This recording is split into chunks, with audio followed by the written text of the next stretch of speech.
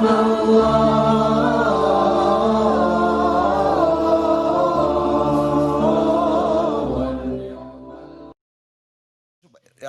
anda pulang ke rumah, gitu.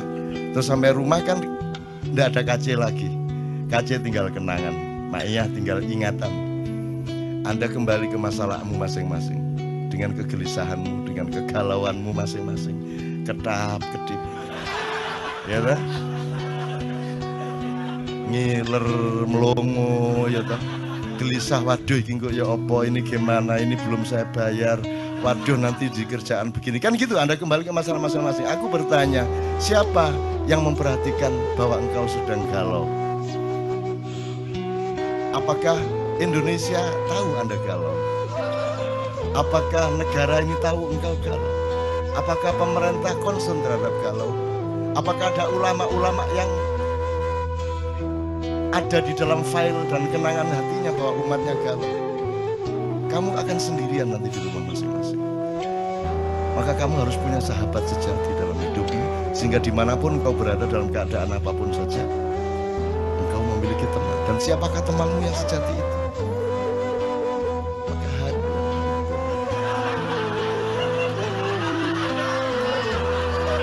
iya, enggak apa-apa, bagus juga. Konek kalau handphone juga terus terpaksa digadekno, ya tak kasih saran mudo kon di kamar iki. Mudo kok delok dhewe ra ini. Kok selentik sabar le. Terus ngilu kok jundu dhewe ala dapurmu gitu ya. Gitu. Oke, saya ingin mengatakan begini. Tolong kembali ke hidupmu yang sejati. Kemanapun engkau pergi, kamu harus selalu memiliki kesadaran untuk berpijak kepada yang sejati. Yang sejati itu gampang. Anda, saya kasih 3 idiom. 1 cangkul, 2 pedang, 3 keris. Jangan dilihat kerisnya sebagai benda, jangan dilihat pedangnya sebagai benda, jangan dilihat cangkulnya sebagai benda, tapi sebagai pemahaman dan kesadaran. Kalau cangkul itu fungsi apa? Ya masuk pacul kayak motong rambut kan itu ya. Maksud saya dia berfungsi apa? Berfungsi ekonomi. Makanya menteri pun kalau pergi ke kantor dia bilang sama teman, sebentar aku mau nyangkul, kan gitu. Jadi cangkul sebagai pemahaman mengenai fungsi ekonomi. 1 ekonomi. Dan ini kan yang terutama di Indonesia kan. Kenapa orang Indonesia tidak ada yang hebat beneran kecuali yang jenius dari Allah langsung? Karena orang Indonesia itu bisa apa saja, ya, bisa apa saja, tapi cita-citanya salah. Kalau orang Barat lumayan, bisanya cuma 1 hal, tapi mereka tidak punya kemungkinan, maka mereka bersungguh-sungguh dalam 1 hal itu, sehingga banyak ekspor, master di hal-hal yang mereka konsentrasi. Kini sembarang iso, tapi kan sing serius dan salah tujuan. Salah cita-citanya apa? Kita itu inginnya kaya, kan gitu. Orang Barat inginnya bahagia. Ini menurut Rawahu Sabrang. Ini saya diceramai Sabrang. Saya diceramai Sabrang tadi malam. Jadi anak saya adalah guru saya dan itu nyata. Kan dulu saya bikin struktur ini, Ustaz. Jadi kenapa Islam, Sabrang juga nih yang ngomong, kenapa Islam pada abad 8 tidak bisa populer, tidak diterima? Karena yang membawa adalah pedagang. Nah, pedagang itu kastanya paling rendah, gitu ya. Tapi ketika Islam yang membawa adalah para syekh, para ulama, para Maulana Magdum Ibrahim dan seterusnya sampai Sunan Giri, sampai Sunan Kalijogo, semua orang pada masuk Islam karena mereka percaya kepada begawan, mereka percaya kepada panembahan, mereka percaya kepada keris dalam tanda petik ya. Nanti tolong diingetin untuk kembali ke keris. Mereka percaya kepada orang mulia, orang yang menjadi pusaka bagi orang banyak, gitu kan. Kemudian sekarang kita terbalik 180 derajat. Yang paling kita utamakan adalah kaya, di bawahnya berkuasa, berkuasa pun untuk kaya, di bawahnya lagi pinter, pinter pun untuk ikut berkuasa supaya kaya. Nomor 4 kuat. waktu punya kekuatan, punya akses, punya kesaktian, punya apa, itu pun untuk supaya dia ikut berkuasa, supaya kaya lah. Jadi cita-cita kaya. Terus terkenal, populer kan nyata bahwa populer itu menerobos seluruh kriteria-kriteria kualitas hidup, sehingga seorang artis seksi itu bisa mencalonkan diri jadi wakil bupati. Jadi tidak ada rasionalitas dan alur nalarnya sama sekali secara politik dan kualitas demokrasi. Pokoknya terkenal di koran, dia bisa nyalonin diri jadi pejabat. Kan ngono. Caleg-caleg anggota DPR kita banyak yang melewati jalur Malang tadi itu. Itu ya. Karena kita sudah terbalik sama sekali, teman-teman sekalian. Nah, dalam keadaan seperti ini Anda tidak mungkin merubah keadaan. Maka kita harus menciptakan manusia baru. Nah, manusia baru ini saya kasih idiom tadi, keris, pedang, cangkul. Cangkul udah kita tahu fungsi ekonomi. Kalau pedang itu kekuatan dan kekuasaan, otoritas, regulasi. Ya, kalau tidak pegang pedang, Anda tidak bisa membuat undang-undang dan aturan. Yang boleh bikin undang-undang adalah orang yang sudah dapat pedang dari pilkada atau dari pilpres atau dari pileg, kan gitu kan? Jadi pedang itu fungsi kekuasaan dan otoritas politik. Kalau keris, kewibawaan, kepribadian, kasepuan, pusaka. Sekarang aku tanya kepadamu, kamu kuliah? Sudah selesai? Sudah selesai? Oke. Kamu kuliah itu untuk cangkul, apa untuk pedang, apa untuk keris? Dah, isi kita ini, kon mulai. Ayo pertanyakan kembali dirimu masing-masing. Kamu mengerjakan semua itu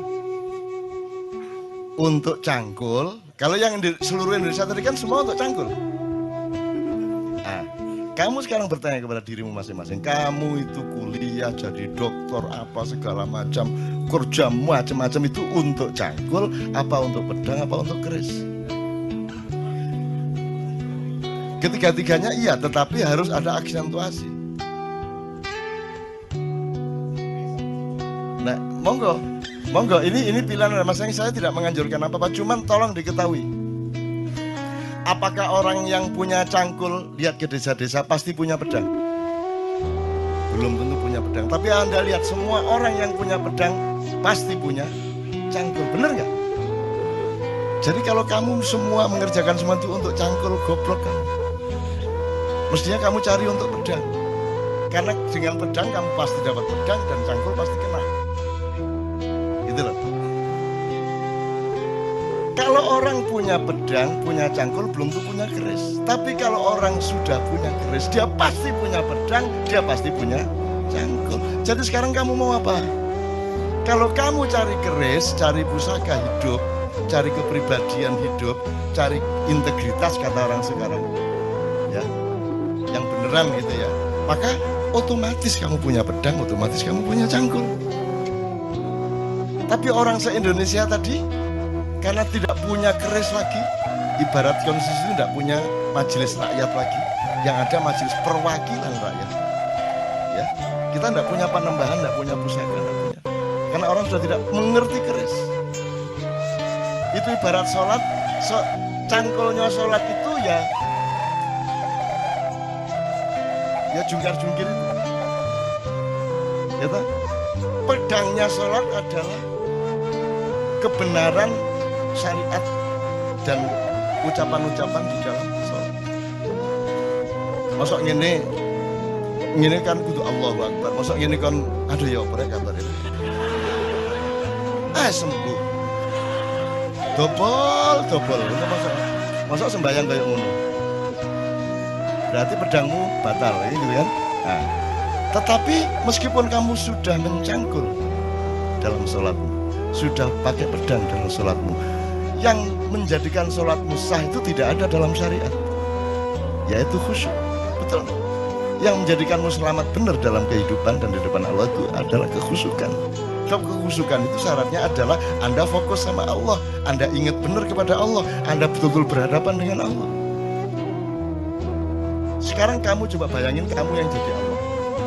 Kamu bayangin ya, kamu jadi Allah, terus ada anak orang-orang sholat, kiswel dulu Allah harus bener, tapi hatinya enggak ke Allah. Kamu terima enggak itu sholatnya? Saya enggak mengatakan Allah enggak menerima loh ya. Saya enggak bilang Allah enggak menerima, terserah dia. Cuman kamu bayangkan upamanya kamu itu Allah, terus ono sembayang ngenangin itu gatel kan, maring ngene kan nyolong kan gitu ya. Diterima enggak kalau enggak khusyuk? Kamu enggak nerima kan? Kamu jangan berdebat, tapi ini Allah pasti dia enggak bisa kamu. Enggak ada orang bisa memastikan Allah nerima enggak nerima. Enggak usah berdebat ini doanya sampai apa tidak. Lo doa sing sampai sing endi? Enggak ono, enggak usah diperdebatkan, bodoh gak ruwe kok. Jangan berdebat mengenai doa sampai atau tidak, jangan berdebat mengenai Allah menerima atau tidak, jangan berdebat mengenai masuk surga atau masuk neraka. Kon iku besane Gusti Allah ta ya apa? Kapan besanane resepsine di gedung apa kon? Bagaimana kamu bisa menentukan seseorang pasti masuk surga atau pasti masuk neraka, seseorang pasti diterima Allah atau tidak? Bahwa kita yakin, iya. Itulah yang namanya puncak iman. Tetapi kalau kamu disuruh menyatakan bahwa kamu diterima Allah, kamu tidak berani tanda tangan. Itu cuma keyakinan saya. Dan keyakinan kan tidak bisa diapa-apain. Dan itu juga tetap tidak bisa Anda bawa keluar, itu hanya ada di dalam dirimu. Jadi misalnya sekarang gini, Hendra, siapa Allahmu? Siapa Tuhanmu? Allah. Siapa Nabimu? Muhammad. Ya, kalau teman-teman agama lain punya struktur sendiri gitu ya. Siapa presidenmu?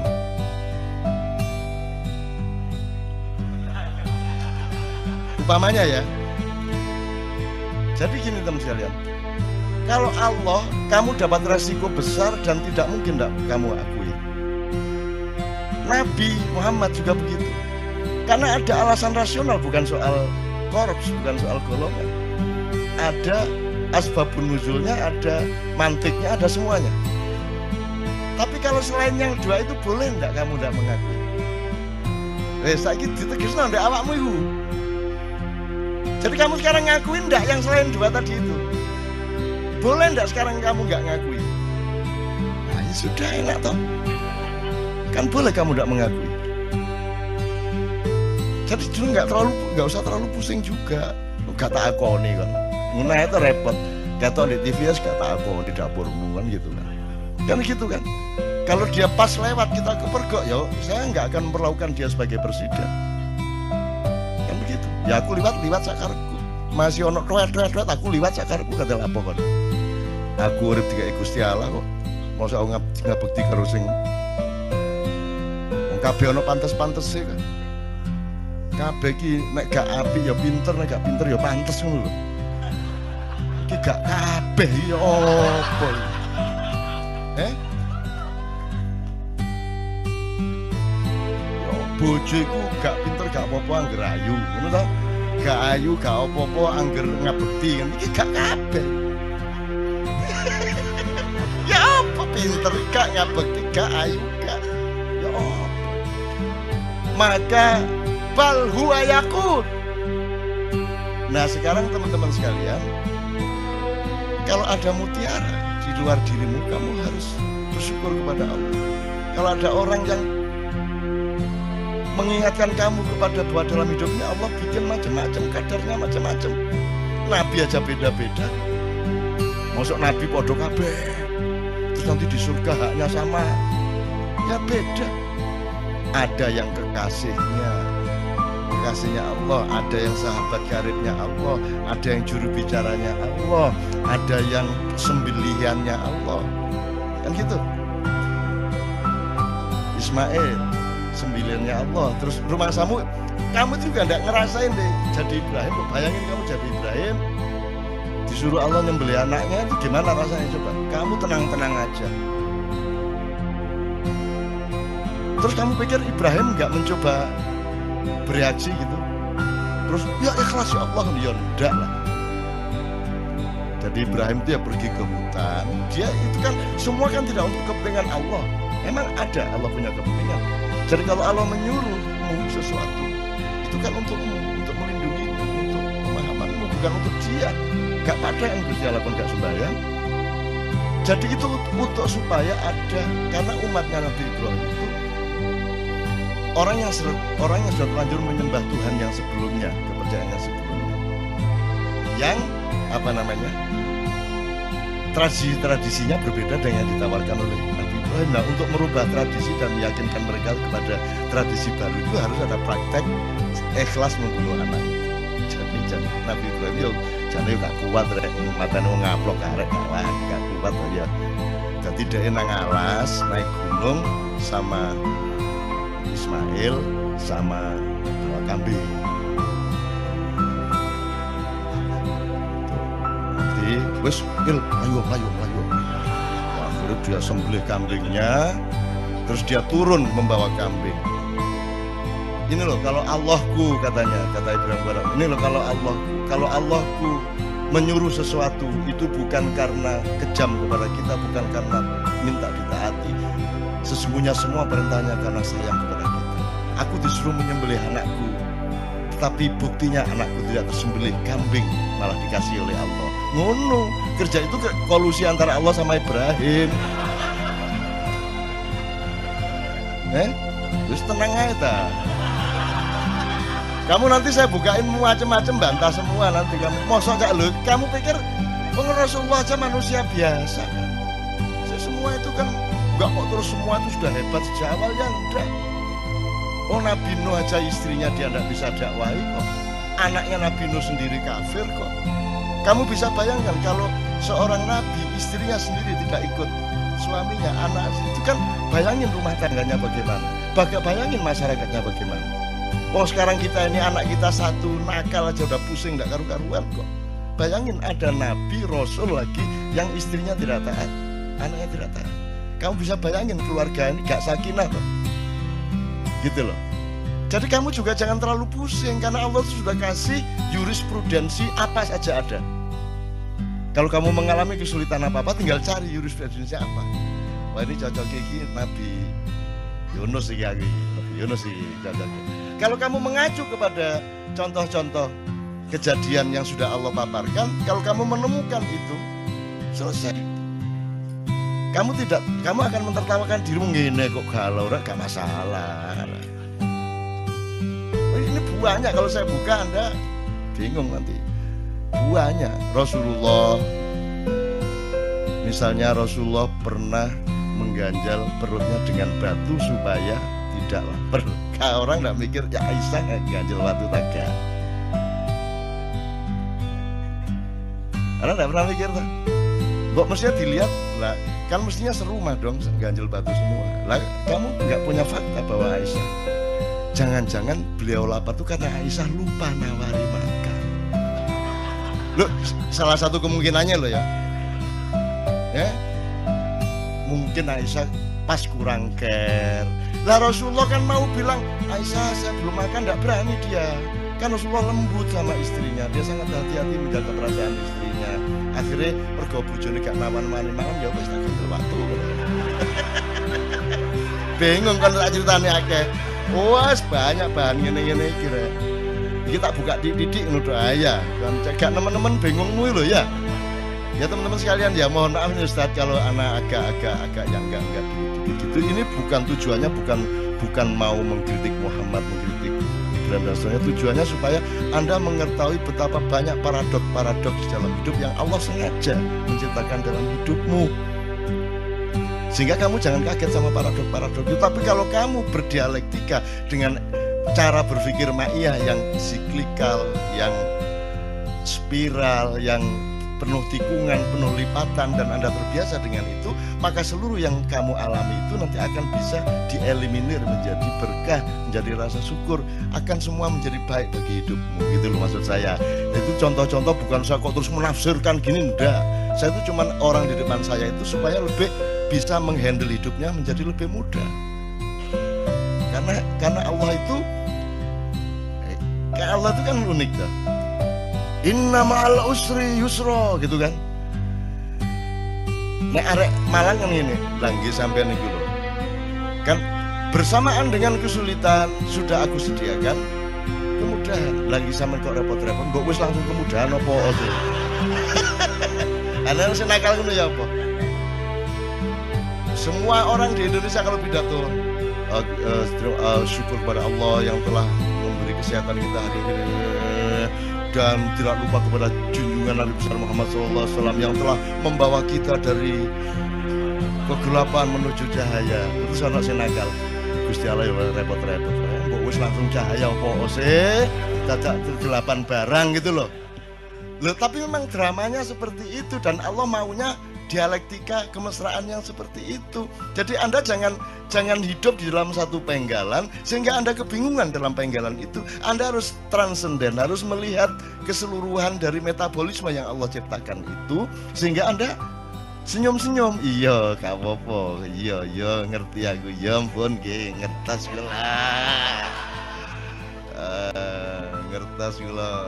Ya makanya kan kata rahasia, Ustaz ya, tolong dalam tasawuf, kata rahasia itu kan sangat mesra. Kalau sudah Allah ngomong sirrun, asrarun gitu ya, itu kan salah satu kemesraan itu karena kita punya rahasia, punya ketidaktahuan, punya kesulitan, punya kebingungan. Kalau kita nggak punya kesulitan, gak enak. Makanya ya saya doakan mudah-mudahan Anda penuh kesulitan hidup Anda.